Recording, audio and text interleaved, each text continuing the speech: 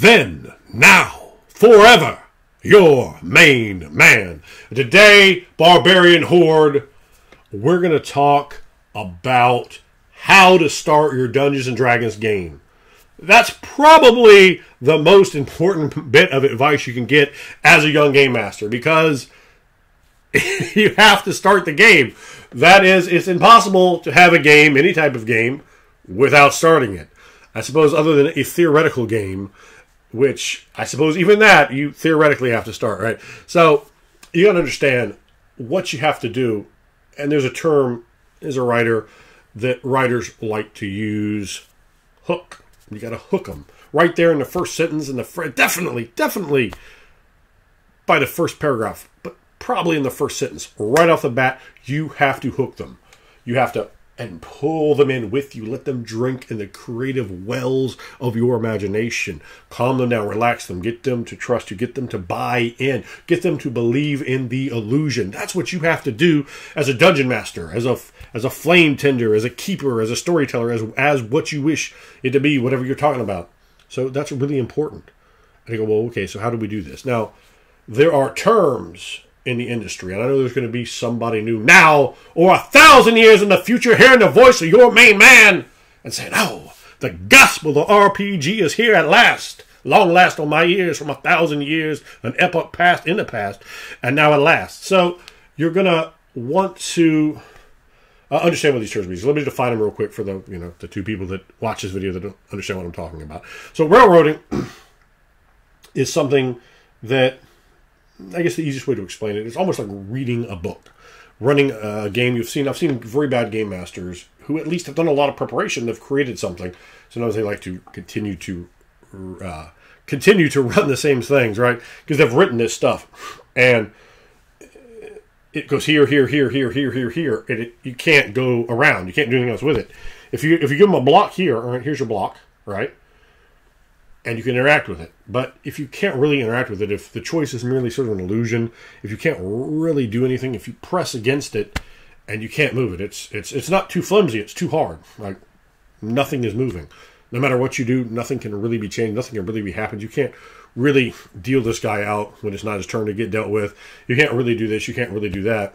Or, the whole thing, it's either too hard or it just all collapses immediately if somehow they give in to allowing you to interact in the environment in a way that you don't want to. So it's a really problem. And there's a lot of Advanced Dungeons & Dragons modules that were like that. A lot of the ones in Dragonlance, from what I understand, and in Dark Sun. This is my understanding. I've not played any of those modules. At least I don't think I have. Nor, and quite a few, up to at least 3.5. I don't know exactly how railroading modules are in 5th edition and higher, because I haven't played any of them. So, or 5th edition and 4th edition, I guess I should say. I guess that's not true. I did play one session of 4th edition module. It was terrible. I think, yeah. Let's move on from that, though. So with the railroad, you're really like in like a novel, and you kind of have to go along and you're sort of sightseeing in the story that you can only sort of pretend to interact with, and you have to. And the reason why is because when you're here, you have to go here. But really, if you're here, you should be able to go off anywhere you want, right? And then you have sandboxing. Now, sandboxing means you've given them a big sandbox, a big portion of the world, a piece of the world, a city, a town, a surrounding areas of a hamlet with the woods, with the mountains, with the seas, what have you. And you're giving them that area to interact with. It could be the whole fucking world to interact with. It could be 1 billion planets to interact with. All depends really on the scope that you're trying to do. But the sandbox itself, just like real sandboxes, might actually have a limit. And probably really a good thing, because it's hard to have everything in existence prepared, right? As a player, you want to play towards the A, or God, at least the B material. You don't want to push the game master out there where they're having to come up with everything off the top of their head, because you can really end up with some of their lousy material. You can have basically given yourself a vastly worse game. But when you're starting your D&D game, right, you want to, at least what I do, I give them a hard shot railroad. I set them to describe where they are, let them sort of look around, right? Okay, you can look around, you can talk to this one or that one, you can interact, and then I'm going to slide you, I'm going to move you, I'm going to make you do something quickly, because I want to hook you, I want to get you in, I want to get you invested, I'm going to move you along, and have you here, and I'm going to move you from a physical location that we have you in. I'm going to let you interact with it a little bit. Then I'm going to move you quickly over here. You got to go kill the bandits. You got to save the princess. You got to go smack the ogre in his gouye. Whatever it is, get them to go do something. Now, here's the reason. Because all they've seen is what's around them. Now, I'm taking you, and I'm quickly describing things which I'm not going to allow you to interact with. And you go, well, that's not good. But it is. And I'll tell you why. So you're moving them over here. And you vividly scene paint, given the scene painting like an old the old 80s D&D cartoon where it's all scene porn and just fucking fantastic. And you're like, oh, I want to go there. I want to see this. I want to do. And you don't let them do any of it. You push them back. Why? Because you start building up anticipation. But you're listening, right? You're seeing what they want. They're texting you during the week. They're calling you during the week. They're talking to you after the game, and you can all of a sudden begin to see the sort of things that sort of captured and captivated them. So you can sort of begin to prepare. But as you're pushing them there, and you give them something to do, something exciting. So you're describing. You're spending a lot of time just describing, just giving them all sorts of details, giving them characters that are just giving them some exposition dumps because you have to build a foundation. The first game is all about building a foundation, a springboard from where you can go from there. Showing them what's going on.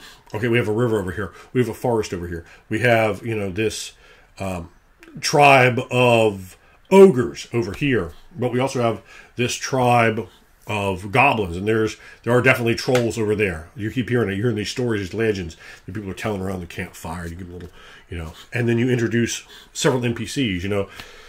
You introduce 15, 10, 8, 4 characters, right? And as they're going along, you introduce a couple at the very beginning, maybe shopkeepers and bartenders. Some things that they're going to be able to come back to, and now they mean something because the character isn't really a character until it starts playing, until it starts interacting. So they start greasing it up and feeling how it moves, and they've gotten to know each other a little bit. You give them a little bit of violence, you give them a little bit of action, a little bit of suspense, a little bit of drama, a little bit of horror, right? Because they're being put in a situation where maybe they're going to be attacked by some large creature. A big shambling minotaur comes out of the maze they've had to go into, or they've been hit by poison darts from the kobolds down in the cavern, or they have gone and broken these mongrelmen out of slavery, but the mongrelmen turn on and they're looking for good meat to eat, and there's good vitamins inside the player character's succulent bones, and the mongrelmen know that. No bullshit. Mongrelmen know where the nutrients are. So if you take them and you let them see everything and you move them along at a decent pace, slow enough so they can see, not slow enough so they start getting antsy and wanting to move over, because you've given them something interesting over here. Give them a little carrot like, hey, move, get over here, interact with it, find something that you can actually do, and get them out there. So you're letting them test combat out, particularly the new players. Maybe they haven't rolled dice before, or they haven't done a lot, so you kind of create a system for them. So you're letting them do that, giving them a combat that they are going to have a bit of trouble with, but they should win. You want to have players, unless you don't, and there could be reasons for that, but you want to have them win the first encounter more often than not. It's going to give them a good taste. Make it a little hard, maybe knock one of them unconscious, but get them in a position where nobody dies, but maybe there was a little bit of threat upon them. And then now they know the initial location, maybe your base area, your town, you have them in. And then they know the location they've ventured out to, and perhaps they're now, as you paint, there's more stuff out there. There's other things they can interact with. But they've been hurt, they've been damaged, they need to get healed, they need to get some new rope, their sword's broken, whatever it is. So then you got them right back there, starting off the second game, perhaps, you're right, in the town. And at that point, you already have known because you've listened, right? The players will tell you things if you listen to them. And you're like, okay, so now that we have you here, this is when you want to break into sandboxing, right? Because we have this prepared. Pretty much everything's prepared, right? So that's the rabbit in the hat. You're going to win.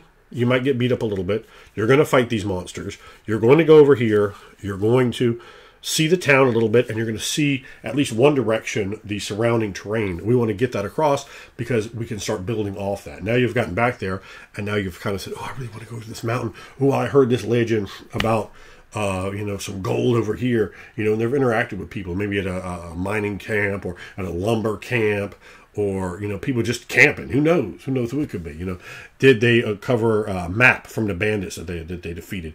Did they join up with the bandits? And now they are involved in some banditry. Maybe the bandits, maybe they get there but they find out, the bandits are about some shit that they're about, and they talk, because when you start talking, all kinds of interesting things can happen, and that can be, an interesting segment point. You could get them all the way down there, right? And then you have, instead of saying everything's going to go one way, you say, well, now you got two or maybe more choices.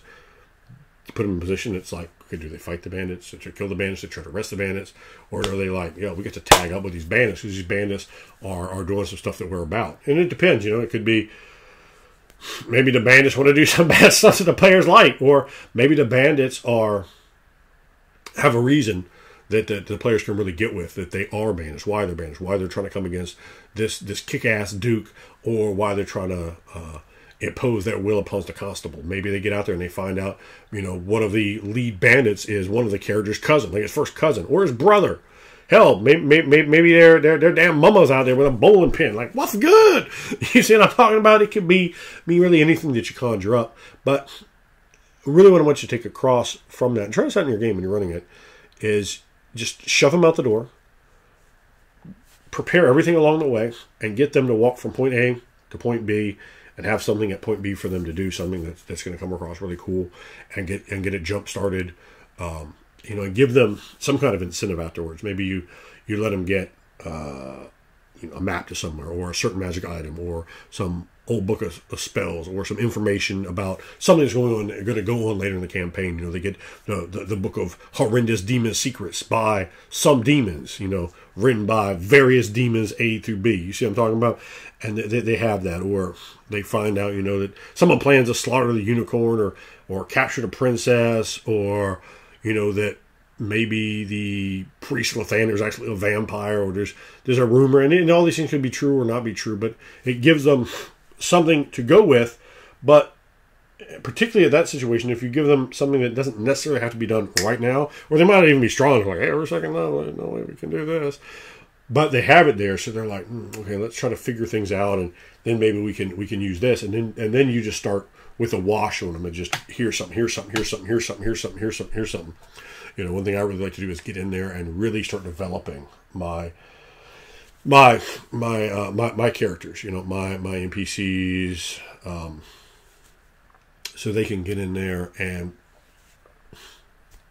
really give the players a reaction, So when a player interacts with an NPC, the NPC should sort of be the way I like to make it. My NPC is this way. This is how they are. These are the things they can do. These are the powers they have. This is, their personality. I really like to work their personality, because if you come at them a certain way, they're like, okay. Or if you come at them another way, they're like, they might think they can manipulate you or use you, or they need to take you out, deal with you, that they want to help you, they want to be your friend. And it might depend on what kind of talent you have. Maybe you're an incredibly promising young artist, and, this NPC is like, oh, I really like that art. Or maybe you're like a savage barbarian that drools, and they're like, I can't stand that drooling barbarian. I can't stand it. Trust me, I know. I have that reaction from people. So you want to be in a position where you can bring those characters to life, and one of the best ways to do that is make sure that the characters know that they are real, right? They have favorite colors and responses to things. They're not like, I am here to help you. I am here to help you. No, they're there to help themselves.